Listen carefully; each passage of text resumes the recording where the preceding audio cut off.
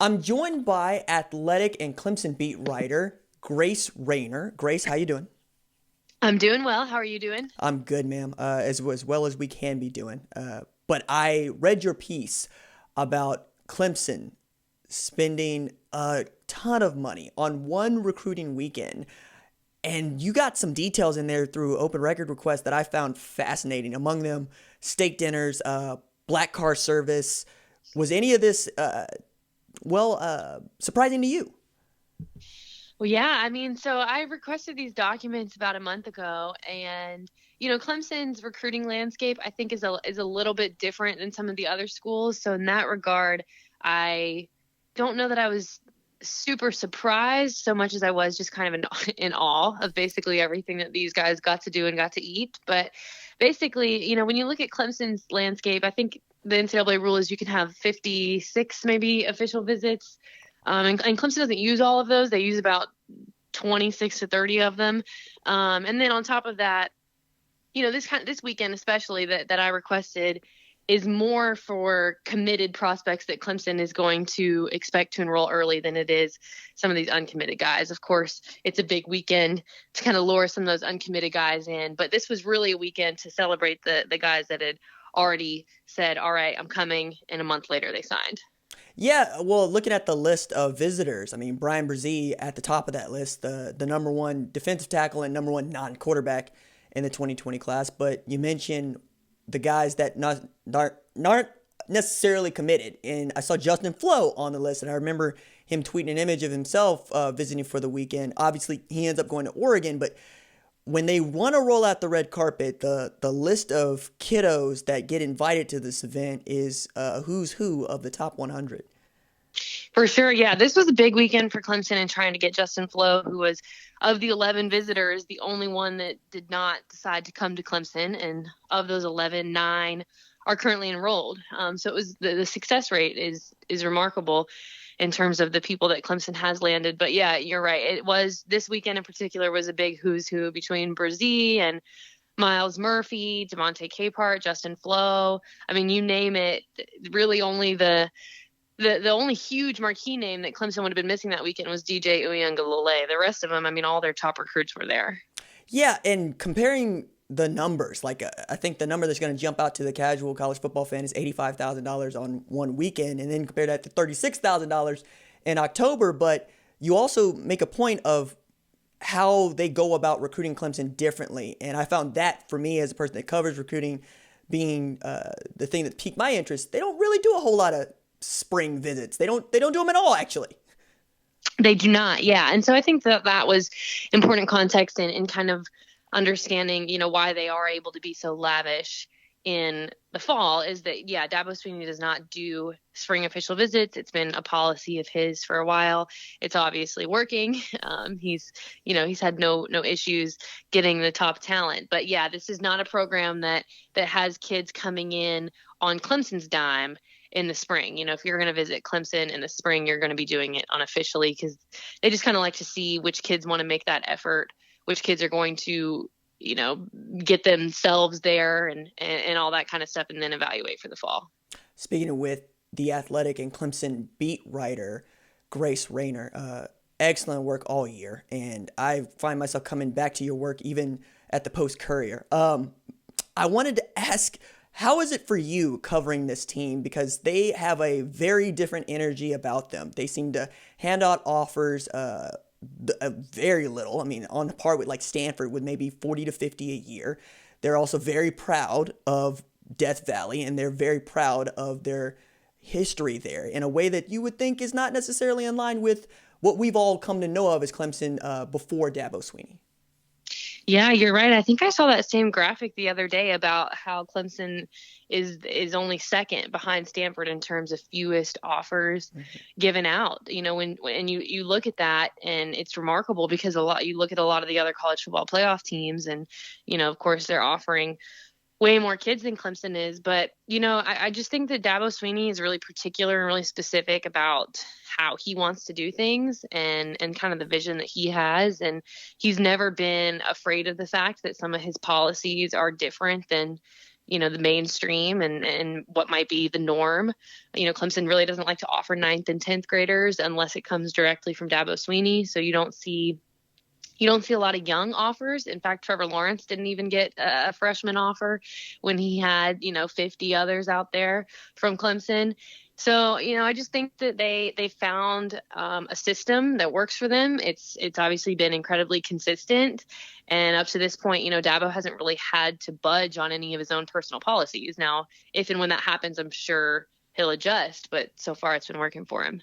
Yeah, I mean, I got to mention Korey Foreman, who was committed and reopened his recruitment because decommitment is not a word even as we use it. In part because he wanted to take visits elsewhere, and Dabo has this famous no-trip policy, which, I've been on him about, but also it works. You haven't had a decommitment prior to that one in like 5 years out of Clemson. So I wonder, has he talked about how he came to these rules that he put in place? I mean, Tony Elliott doesn't give out a whole lot of running back offers either. And Brent Venables makes a point of saying, I don't offer a lot of kids. So if I offer you, you're the kid that I want. Almost like quarterback recruiting. For sure. Yeah. I mean, I think Dabo's explanation and his kind of policy is that when he and Clemson make a kid an offer, they want it to be such that there is room in the class for that kid to accept the offer, and so their philosophy is kind of, we're not going to make you an offer unless we know that you can give it to us, or excuse me, unless we know that we can give it to you. Right. And then, as a result of that, they expect the same thing in return. They've kind of said, look, I don't want you taking up a position in my class and saving your spot while going on other visits and looking at other schools. And he's kind of made this relationship and this marriage analogy before, about how when you're engaged to someone, you don't then go look at other prospects. But I think that he just kind of views it as a two-way street. And I will say I respect him for saying, what, Korey Foreman is the best player in the country. He's the number one recruit in his class. Every single school in America wants him. And yet, Clemson's not going to budge. And I think that you send a pretty clear, explicit message when you don't budge for anyone that, hey, this is how it goes. If you don't like it, go ahead and remove yourself. Right. And again, you can't argue with the results. Also, man, saw a run by Ohio State here recently, picking up double-digit commitments in the last 6 weeks. Same thing from Tennessee. Looking at Clemson, and you saw Korey Foreman leave the class, you're going, okay, what's going on over there? As they're still trying to fill out. And then Will Shipley popping up in May, deciding to go ahead and pull the trigger and commit to Clemson. And one of the things that I picked up from his recruitment is it was the place that he had been the most, and how much that factored into his decision, because you had a great story about it. Yeah, so he's a guy that lives in the Charlotte area, and so Clemson kind of knew all along they had that working for them in terms of distance. Clemson to Charlotte is only about 2 hours away.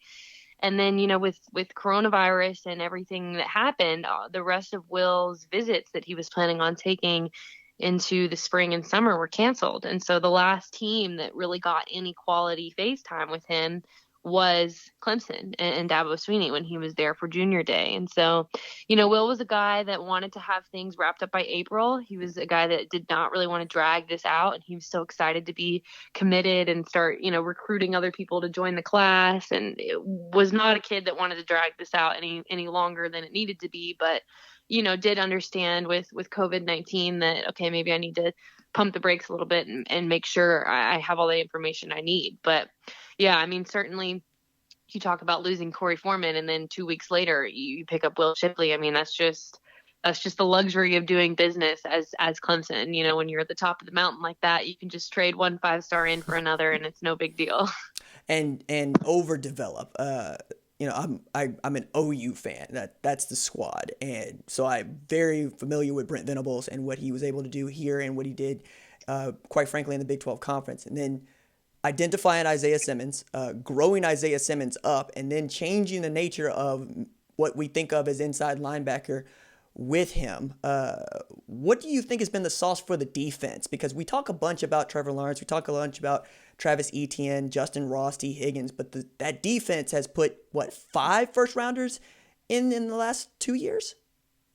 Yeah, I mean, I think, and this as someone familiar with Oklahoma, I mean, Brent Venables is the common denominator here. I mean, this guy just he's I think his ability as a coordinator to cater his game plan and to cater exactly what he wants to do to the specific strengths of every single person he has on his defense is remarkable. I mean, a lot of Clemson's success has been development, and you can't talk about development with Brent Venables, and you also can't talk about development without, Clemson has found some real diamonds in the rough in their recruiting trail, and Isaiah being one of them. He was a 3-star out of Kansas that they got a week before signing day that year. So I think their evaluation is top notch. And then you combine that evaluation with their ability to develop and the fact that Brent Venables, doesn't really seem to want to go anywhere and has some pretty solid roots planted in Clemson right now.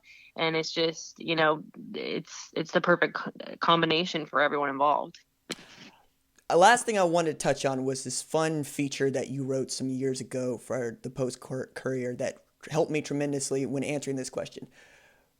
Where's the real Death Valley, right? And we can make the joke that it's on the West Coast. All right, there you go, it's done. But the research you did to figure out who said what first, and then getting an LSU SID on the record saying, no, Clemson had it before we did. How did you report this story and get people to admit these things? That's a great question. I kind of completely forgot about that story, but I think a story like that just starts with a lot of research, and obviously we know that Clemson's Death Valley and the Rock and all that stuff came from the actual Death Valley out west, as you said. But yeah, I mean, it's just talking to historians and people who know and reading old articles about it. And a lot of people have written books, I'm sure, about it and the history of the football programs. But, the best thing you can do in a story like that is to find someone who is going to shoot you straight and doesn't have, skin in the game or a super biased opinion one way or the other. Just like, help me get to the bottom of these facts and help me figure out who came first, how they came first, what the difference was chronologically, and kind of all that good stuff, and roll from there. Right on. It's Grace Rayner, beat writer covering Clemson for The Athletic. Thank you so much, Grace. This is a lot of fun. Yeah, for sure. Thank you for having me. I appreciate it.